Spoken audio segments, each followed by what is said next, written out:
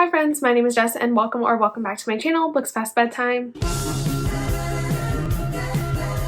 Today we're going to be doing a little bit of a mid-year check-in. I actually did this video last year and I really enjoyed it. I thought it was really cool to just kind of evaluate where I am and my reading goals currently at the halfway point through the year. So that's what we're going to do today in this video, and I'm also going to be sharing with you my 5 favorite books of the year so far this year. But first we're just going to jump into all of the stats. I love tracking my reading. I love looking at the graphs and the numbers behind everything. So that's what I'm going to be sharing with you in this video. Hopefully you guys think that stuff is interesting too. Alright, so just starting out here with a basic rundown. I have read 53 books towards my goal of 100 for the year, so I am pretty much right on track for meeting that. Actually on Goodreads, I think I've only read 49 because I have 3 or 4 fan fictions that I've tracked in my reading stats spreadsheet, but I'm counting them because they're things that I've read this year. So we're gonna say I've read 53 things so far from January to June. And breaking that down a little further, I've read a total of 19,470 pages so far this year. That is total of all of the books that I've read, regardless of whether I listened to them on audio or read them via ebook. I just like to track my page total in that way. But I also tracked how many hours of audiobooks I listened to, and that adds up to 266 hours of audiobooks rounded up. Now, I didn't do the math to figure out how many days, hours, minutes, or yeah, break it down by day, but when I did that last year, it was a lot, so I might put that on the screen here. It also says I acquired 23 books from January to June. I would think that it's more than that. I'm not very good at tracking that. Same with library checkouts. I don't really track that a whole lot, but then again, it shows the books read, and I've only reread 1 book so far this year, and I believe that was 𝗙𝗵𝗵𝗱 by Neil Shusterman. Alright, but I do track my owned library, so here's a little breakdown of that. At the beginning of 2021, I don't know how many books I had, but this is how many I had. I'm confusing myself. The number of books, 126, that I owned is both of the books that I had unread prior to 2021 on my shelves, plus new books that I have bought this year. So I'm just tracking how many books that I have read this year that I own that are on my TBR, if that makes sense. And of that, I've read 20. So that's pretty decent. It's almost 50% of the books that I have read throughout the year, so I'm glad that I'm working through my owned library because it's definitely something I need to work through. As you can tell based on the fact that I have 126 books that I own that I haven't read yet. And that 15.87% represents the percentage of my owned library that I've read since 2021 started. I need to move on. I am confusing myself. Okay. This little chart shows how many books I've read each month broken down. So as you can see, I started out pretty strong in January with a solid 12 books read. Went down a little bit in February with 9, but February is a shorter month, so that makes sense. March, I went back up to 12, and then it's kind of been a decline ever since.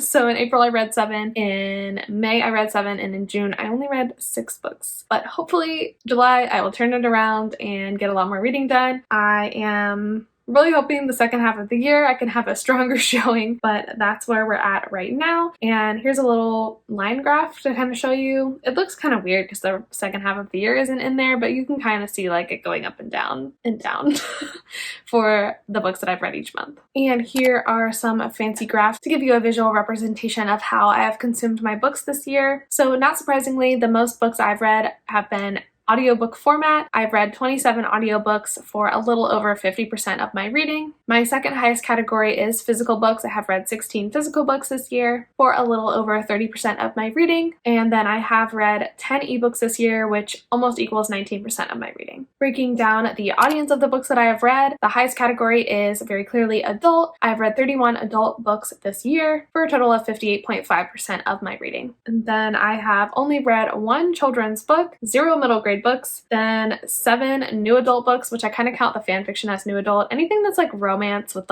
college age characters I count as new adult. I don't really know what new adult is. Can someone explain it to me? Anyway. And then my second highest category is YA, pretty typical, 14 books there, for a total of 26.4% of my reading for the year. This graph is very pretty. It's my favorite. And this one shows you where all the books that I've read this year have come from. So my highest actual category is owned books, of which I've read 18, which doesn't make sense because I thought I read 20. Something's not lining up here. Maybe I owned it, but I listened to it through Scribd or something. I don't know. I digress. Apparently I've read 18 books physically of the ones that I've owned. Maybe that's what it is. And that makes up a total of 36.7% of my reading. My next highest category is books from the library. I've read 14 books from the library so far this year. That's a combination of audiobooks through Libby as well as physical books checked out from the library. Honestly, it's probably mostly audiobooks checked out from Libby, but that makes up a total of 28.6% of my reading, which is pretty great. We love the library. Next highest category is Scribd. I've read 8 audiobooks from Scribd. I don't usually read ebooks from Scribd. And that is a total of 16.3% of my reading. And then I have various other categories here. I had 4 books from Audible, 2 books from Book of the Month, which are probably, that's where the 20 comes from my owned library. I can't believe I've only read 2 Book of the Month books this month, or this year. That's awful. And then read 2 Kindle Unlimited books, apparently, and then 5 other books, which are like the fan fictions, I think. I don't know what the 5th one is, and this one's a new one I'm tracking this year. It's kind of like series stats to see if I'm keeping up with my series. So I did read 4 companion novels, apparently, 9 books that were part of series, and 40 books that were standalones. I definitely tend more towards standalones, but I have finished at least one series this year and made some progress on a couple others, which is good because I'm really not a series girl, but I do have some that I need to finish. So, all right, let's go over here and break down my genres read. So I'm just going to go in alphabetical order because that is easiest for me here. So I have read 1 classic this year, and that makes up such a small percent of my reading that I don't know what it is. Then I have read 6 contemporary books for a total of 11.5% of my reading. This is pretty much anything that's like literary fiction or some type of fiction that is not romance. Yeah. Then I read 2 dystopian novels for a total of 3.8% of my reading. I have read 6 fantasies for a total of 11.5% of my reading. I have read 2 historical fiction books for a total of 3.8% of my reading, 4 horror books, which equates to 7.7%, 1 magical realism, 2 mysteries, 4 nonfiction books, which is a total of 7.7%. And then I have read 15 romance, which is my largest category, even though I feel like most of them have not been successful this year. So why do I keep reading romance? I don't know. But yeah, that makes up the biggest chunk of my reading at 28.8%. Then 1 sci-fi book, and I've read 9 thrillers, which is my second biggest category. I definitely have been really into thrillers starting last year into this year, and that makes up a total of 17.3% of my reading. So those are all the genres that I have read this year. Now we can break down our author stats a little bit more. So I have been tracking the gender of the authors that I've been reading. As you can see, most of the authors that I read are women for a total of 75.5% of my reading. I've read a total of 40 books written by women. Next highest category is men. I have read 8 books by men this year, which seems kind of ridiculous, but you know, nobody's mad about it here, for a total of 15.1%. And then I have read from a few other authors that prefer they them pronouns, are intersex, or I don't know how they identify, and most of those are the anonymous fanfiction authors that I just don't know who they are, so I can't identify, and they can't identify their gender and pronouns. Alright, dropping down to look at author race. As you can see, the largest category here is white authors. Unfortunately, that's on me. It has gotten better from last year, but there's obviously always room for improvement, and I have a lot of books on my TBR by authors of color coming out for the rest of the year, so I'm very excited to read all of those. But as you can see here, I have read 35 books by white authors for a total of 66% of my reading. I've also read 10 books by black authors for a total of 18.9% of my reading. And then I've read 3 books by Latinx authors for a total of 5.7% of my reading. Then I've read 1 book from an Asian author, 1 book from a mixed author, and 3 books from authors who I don't know their race or identity. Next chart is author status. I do talk about this every month in my wrap-ups, but I think it's really interesting. It's almost like evenly split of authors that I've read before versus authors that are new to me this year. I have read 24 books by authors that I've read before, which is actually less than the books that I've read by authors that are new to me, which is 31, breaking down to 58.5% of my reading versus just 41.5% of my reading. I thought that was honestly fascinating because I feel like a lot of books that I read are by authors that I've read before, but this just proves to me that I'm wrong, I guess.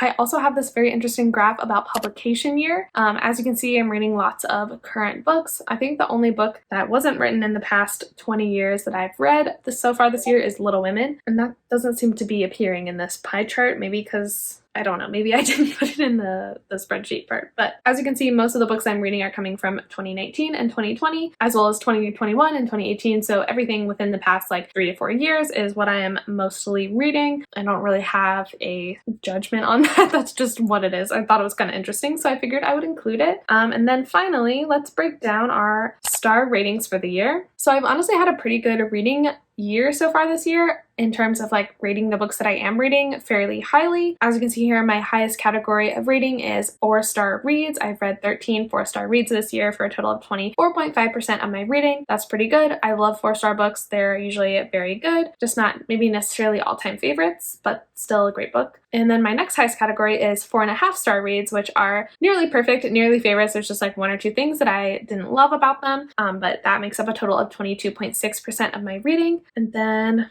5-star books are actually my next highest category at 15.1% and 8 books read. Then I've rated 4 books 3.5 stars for a total of 7.5% of my reading. Then I've rated 5 books 3 stars for a total of 9.4% of my reading. 7 books have gotten 2.5 stars for a total of 13.2% of my reading. I've only given 1 book 2 stars this year, 2 books 1.5 stars, 0 books 1 star. I didn't rate 0 books, and then I did DNF 1 book this year, which I don't even remember what that is. I think it might be The Devil in the Dark Water by Stuart Turton. That book was awful. So those are all my reading stats for the year so far, and now I thought it would be fun to share with you my 5 favorite books that I've read so far this year. So I'm going to go in backwards order, so I'm going to end with my number 1 favorite book of the year so far. So that's the plan. Let's just jump into it. So the first book here I have is Take a Hint, Dani Brown by Talia Hibbert. This is by far my favorite romance of the year. Second First Impressions by Sally Thorne gets an honorable mention, but I definitely find myself thinking about this one more and still like remembering how cute and sweet it was, even like many months later, because I believe I read this in March. But this is a romance between Dani and Zaph, and they are co-workers and have always had a sort of friendship, but then a fake dating situation sparks when Zaph saves Dani during a fire drill. He like carries her out bridal style and everyone takes pictures and they go kind of viral. This is really good for Zaph because he has this charity that he runs and it's giving it a lot of publicity, and Dani is into it too because she thinks maybe she can work out a friends with benefits kind of situation. Dani is very like a commitment phobe, doesn't want to really date anyone. I think she's gotten hurt in the past and all of that kind of stuff, but they obviously end up falling in love, and I really loved Dani. I specifically like her for her bisexual rep in this book because it's very just like unapologetic. She doesn't really have to explain it to any of the characters in the book. It just is, and no one questions her. It's just a very like healthy, happy bisexual representation, which I really loved and really appreciated how it was handled. And Zaph was just like the perfect romance love interest. He was just a sweetheart and he was so caring and I loved him. I just loved them together. I thought that Dani and Zaph had the best chemistry out of any of Talia Hibbert's romance protagonists. I thought they were great. This book just makes me happy. It was such a fun read. Definitely my favorite romance of the year so far. Next, this one is probably no surprise to anyone watching this video if you watch my channel a lot, and that is Lock Every Door by Riley Sager. Riley Sager, I talked about this in my mid-year book freakout tag, but he has definitely become my favorite author this year. I just really love his books and just think they are some of the best thrillers out there. They definitely keep me on my toes, and this one was no different. When I read it, it was definitely my favorite Riley Sager because it was just simply a fun, addictive read, and that's what I love in a thriller. So this thriller basically follows our main character. She moves to New York City and gets this job house sitting this fancy apartment in this fancy apartment building in Manhattan, and everything seems a little bit too good to be true. That's because it is. And once she gets there, the residents start acting kind of weird. There's all of these rules, and then a friend that she meets who's also house sitting in the apartment building ends up going missing, and our main character is determined to find her, especially as things start getting weirder and weirder and the residents start getting creepier and creepier. She's convinced that something bad has happened to her friend, even though everyone tells her it's totally fine. So this was just so addictive. I read it in like 48 hours. I thought it was so much fun. I really loved the twist. I didn't see it coming at all. It wasn't what I expected, and I really liked that. I don't want to talk about it too much because I've already talked about it a lot on this channel and I don't want to spoil anything, but this was definitely one of my favorite reads of the year so far, even though it doesn't have like a lot of like substance. If you know what I mean. It was still such a fun time and I loved it. I've read a lot of Riley Sager this year, and that wasn't the only book on this list because in third spot is Survive the Night by Riley Sager. This is Riley Sager's newest release and I absolutely adored it. I thought it was so good. This book is set in the 90s in the time of like slasher fix and like all of those awesome horror movies, and this book is so reminiscent of all of those like classic horror movies. It's great, but it basically follows our main character and she is having a really hard time because her college best friend was murdered in their college town just a couple of months ago. She's having a lot of trouble coping with this and dealing with this, especially because she holds some guilt over it. And so she decides to drop out of college and wants to go home immediately. So she puts up a notice on the ride board saying, I need a ride home. Let me know if you're going to this area of Ohio. And she runs into this guy at the board and meets him. And he's like, I'm going that way. Do you want me to take you? And she's like, yeah, even though you're a creepy man and I am a single woman, I will get in your car and let you take me to Ohio. Needless to say, shit goes down. It gets bad. This book was so not what I expected. It was so much better. There are so many like interesting twists because from the description it seems pretty simplistic and you kind of like feel like you know what's gonna happen, and halfway through the book you still think that that's what's gonna happen, but then like the twist is incredible, and there just keeps being twists like all through the second half of the book that just make it amazing. I really loved this book. I think it was Riley Sager's best book yet, and it's definitely one of my favorites of the year for sure. Next, mixing it up a little bit. I feel like this is like a silly book to put at second place, but you don't understand like how much I love this book, and that is The Wicked King by Holly Black. So I read the second and third book in this trilogy this year, but this second book is just so good. Like, it's so good.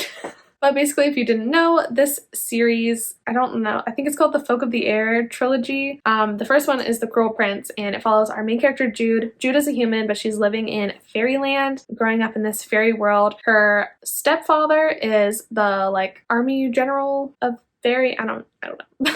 So she's kind of like high up. She knows all of the court and the people in the castle, and she has this rivalry with who she calls the Cruel Prince, which is Cardan. He is one of the many princes of fairy. They have a sort of like bully romance going on, but what makes this so great is Jude is just like the most badass character ever. She asks no questions, takes no prisoners. Like, she's incredible, and all she wants is belonging in fairy and power in fairy, and she will stop at nothing to get what she wants. She's just such a unique and interesting main character in a YA fantasy novel. I just felt like everything in this book was so intentional. Like, Holly Black really put her all into every word and sentence of the story, and everything like progressed the plot and had a purpose. And the angst in this book is just unmatched. I loved it so freaking much. This was really, really good.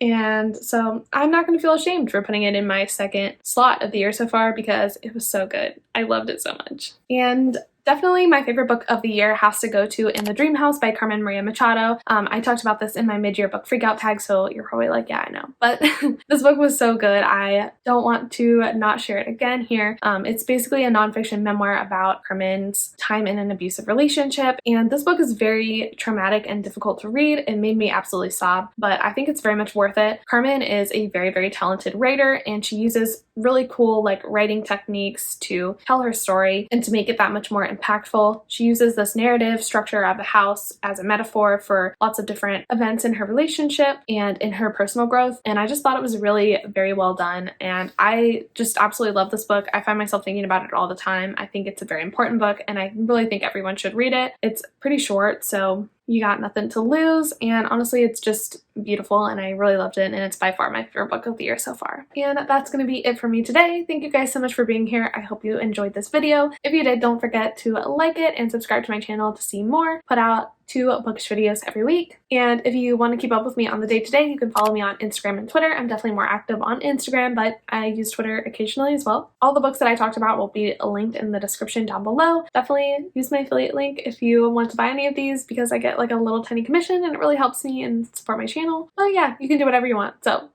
that's just there if you want it. There's other cool links in the description, so always check that out. And yeah, I think that's it. Thank you so much for being here. I really appreciate it, and I will see you in the next one. Bye.